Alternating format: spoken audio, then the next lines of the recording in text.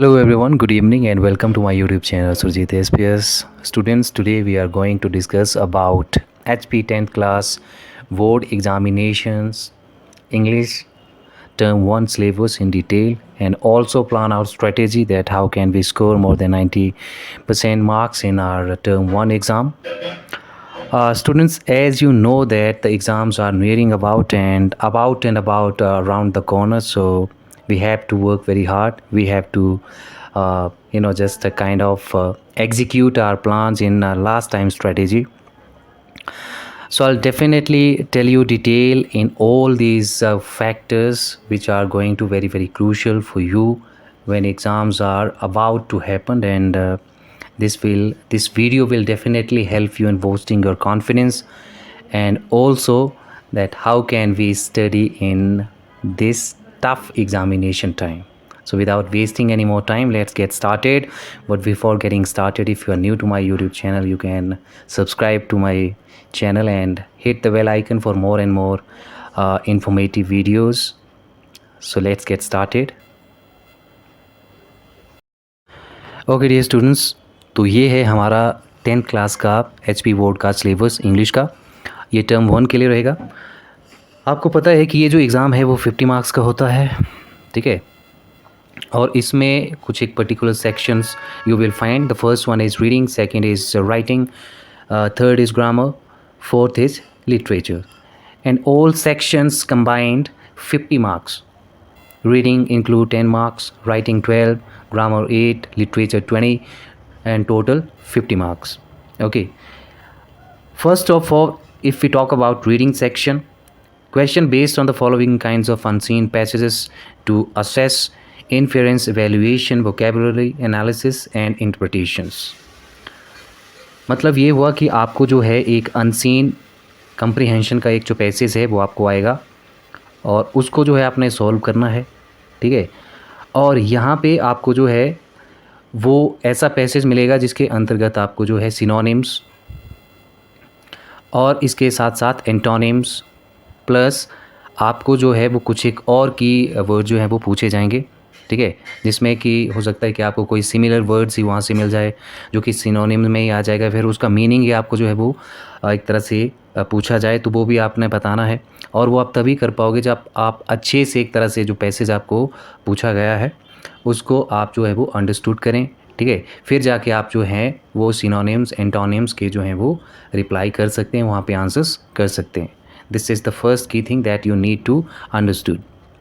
उसके बाद यदि हम बात करें राइटिंग स्किल का, तो राइटिंग स्किल में सबसे पहले आपको इनफॉर्मल लेटर जो आएगा, ठीक है, और दूसरा आएगा आपको फॉर्मल लेटर। तो ये जो होंगे वो सिचुएशन बेस्ड होंगे। जैसे हम यदि इनफॉर्मल लेटर की बात करें तो ये आपके फ्रेंड्स के लिए हो सकते हैं, ठीक है, या फिर आपके फैमिली के रिगार्डिंग हो सकते हैं। इस तरह के जो जितने भी लेटर्स होते हैं, all these kind of letter includes in informal letters. Second one, formal letters based on given situation, ये भी सिचुएशन पे आएगा, ठीक है। जैसे एग्जांपल के लिए हम यहाँ पे बात करें और यहाँ पे दिया भी हुआ है कि letter to the editor, letter to the complaint official, letter of complaint, ये सारे के सारे जो हैं वो आपको जो है वो देखने को मिल सकते हैं। और फॉर्मल लेटर जैसे आप हेडमास्टर को लेटर लिखते हो रिगार्डिंग किसी भी चीज़ के स्कूल लिविंग सर्टिफिकेट चाहिए, या फिर आपका जो आप जो है वो अनवेल हैं उसके रिगार्ड में यदि आप एप्लीकेशन लिखते हैं टू योर प्रिंसिपल और to your headmaster, so all these includes in formal letters. इसके बाद जब SDM के लिए या फिर ADM के लिए या फिर डिप्यूटी कमिश्नर के लिए जब आप लिखते हैं तो all these are includes in the category of formal letters. उसके बाद राइटिंग स्किल में यदि हम बात करें तो नोटिस राइटिंग आपको रहेगा, आर्टिकल रहेगा और पैराग्राफ राइटिंग रहेगा, जो कि आपके टीचर्स ने आपको अच्छे से बता दिया होगा, ठीक है, नोटिस और आर्टिकल और पैराग्राफ्स के बारे में, ठीक है। उसके बाद नेक्स्ट है हमारा important section and it includes grammar section. Grammar section की बात करें तो पहला है टेंसेस, जितने भी टेंसेस हैं और जितने भी टेंसेस के काइंड्स हैं वो सब आपको आना चाहिए। उसके बाद रिपोर्टेड स्पीच है, इनडायरेक्टली नरेशन है ये, ठीक है। तो नरेशन में आपको डायरेक्ट, इनडायरेक्ट और इनडायरेक्ट से डायरेक्ट दोनों बनाना आना चाहिए। फिर मॉडल्स बहुत इंपॉर्टेंट है, चेंज द वॉइस, ये भी आपको जो है वो आते हैं। उसके बाद प्रीपोजिशन, जिसमें कि आपको फिल इन द ब्लैंक्स आएगा।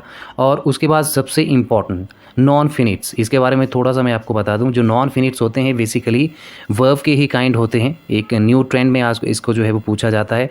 एक नॉन फिनिट होता है, एक फिनाइट वर्ब होता है, ठीक है। ये इसके दो काइंड होते हैं, नॉन फिनाइट वर्ब, ठीक है, भी बोल सकते हैं आप इसको, और फिनाइट भी बोल सकते हैं। अब दोनों में बेसिक अंतर ये है कि जो फिनाइट होता है वो जो सेंटेंस हमें गिवन होता है उसके जो सब्जेक्ट के अनुसार वो चेंज हो सकता है, ठीक है। लेकिन जो नॉन फिनाइट होता है वो दैट रिमेन द कांस्टेंट या फिर स्टिल, उसमें कोई भी चेंजेस जो नहीं आते हैं। वो क्लास में आप लोगों ने डिस्कस जो है वो किया होगा अपने टीचर्स के साथ, ठीक है। तो काफ़ी इंपॉर्टेंट है। अब यहाँ पे मैं आपको एक चीज़ और बता दूँ कि यदि ग्रामर सेक्शन की हम बात करें तो इसमें जो है टोटल आपको 8 मार्क्स का जो है वो ग्रामर सेक्शन जो है वो पूछा जाता है।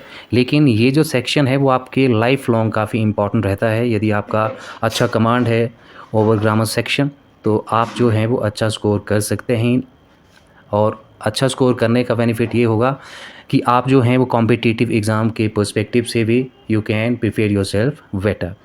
In that regard grammar section is very important. Okay, and the next one is connectors. Connectors भी काफ़ी important हैं। connectors as its very name suggests that दो sentences को जब हम connect करते हैं with each other to create a meaningful sound or the create or the meaningful passage, then it becomes a connectors. For example, what है, yet है, although है, meanwhile है, डिस्पाइट है, ये सारे के सारे कनेक्टर्स के एग्जांपल्स हैं। उसके बाद लास्ट वन है ट्रांसफॉर्मेशन ऑफ सेंटेंसेस। इसमें आपने जो है अफर्मेटिव से नेगेटिव में चेंज करना है या फिर नेगेटिव से अफर्मेटिव में आपको चेंज करने को पूछा जा सकता है, ठीक है। अफर्मेटिव टू इंटेरोगेटिव हो सकता है, वो आपको क्लास में जो है वो बता दिए गए होंगे आपके टीचर्स के द्वारा। नेक्स्ट है लिटरेचर। और लिटरेचर में question based on extract text to assess interpretation, inference, exploitation, ठीक है। और सारे के सारे जो है आपको एसेस करने के लिए जो है वो पूछे जाता है ये लिटरेचर सेक्शन। इसमें फर्स्ट आपकी बुक है फर्स्ट फ्लाइट और इसके कुछ एक चैप्टर्स यहाँ पे गिवन है। अ लेटर टू गॉड है, नेल्सन मंडेला है, 2 स्टोरीज अबाउट फ्लाइंग है, ठीक है। और from the diary of Anne Frank और द 100 ड्रेसेस पार्ट 1 and 2 है, ठीक है। इनको आपने अच्छे से जो है वो अंडरस्टैंड करना है, ठीक है। रोट लर्निंग की तरफ आपने नहीं जाना है। स्टोरी को, थीम को, पैटर्न को समझना है और by understanding all this you have to answer accordingly. The next section is poems. The first one is dust of snow, fire and ice, the tiger in the zoo, how to tell wild animals, the wall poems, and next one is और the last one is Amanda. जब भी हम pome section को एक तरह से solve करते हैं तो वहाँ पे भी आपको ये जानना काफ़ी इंपॉर्टेंट होता है कि what exactly the poet wants to say और किस पर्टिकुलर थीम पे जो है वो पोएट्स अपना विचार जो है वो एक्सप्रेस कर रहा है। तो ये समझना बेहद ज़रूरी होता है। कहीं ना कहीं जिस्ट ऑफ द पोएम और the substance of the poem जो है वो समझना is very important, is gonna be very key. अगर वो चीज़ आप लोगों ने समझ लिया then you can easily answer it out. Otherwise कहीं ना कहीं भी जैसे आपको स्टैंजा मिलता है तो उसमें आप लोग जो है वो फंस जाते हैं। तो इसके लिए इंपॉर्टेंट है कि जिस्ट ऑफ द पोएम्स आप जो हैं वो अच्छे से समझ जाएं, then you can answer it quite easily. Okay, next we talk about another book, and this book includes Footprints Without Feet. Okay, chapters इसमें given है A Triumph of Surgery, The Thief's Story, The Midnight Visitor, A Question of Trust, and the last one is Footprints Without Feet. All these chapters are based on a particular story. If you remember the story very well, if you remember the characters of the story well, then you can portray your answer very easily. But if you don't know these characters or the story, or if you forgot the story or the name of the characters, then you will be definitely in a big and in a very massive trouble. For that matter, you need to understood the story very well and the role of the character as well. और ये जो footprints without feet वाला जो ये आपका book है इसमें सारा कुछ जो है वो आपका स्टोरी बेस्ड है, ठीक है। तो स्टोरी और name of the characters are very important. Students ये हमने डिस्कस कर लिया यहाँ से एक तरह से जो सिलेबस है HP बोर्ड का 10th का टर्म 1 के लिए 10th क्लास में।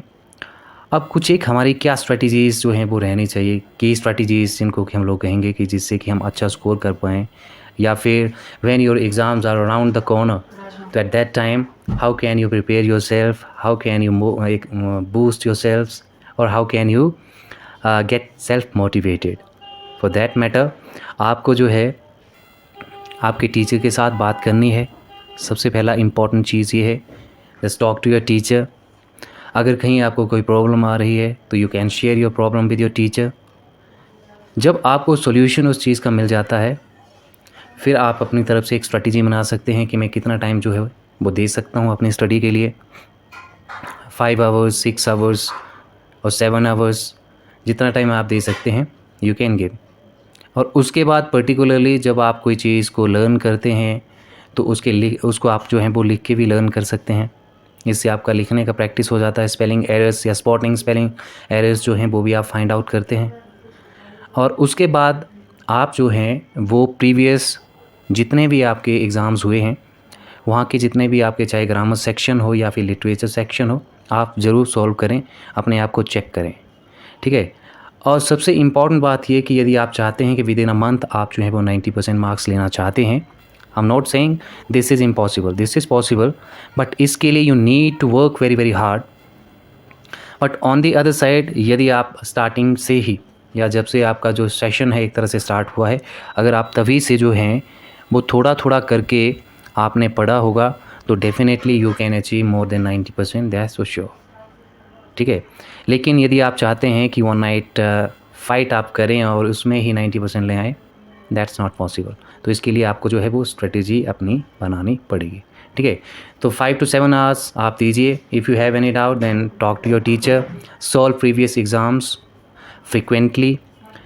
उसके बाद आप जो हैं वो लिख के जो है वो प्रैक्टिस कर सकते हैं, और ग्रामर के लिए आप मोर एंड मोर प्रैक्टिस कर सकते हैं, ठीक है।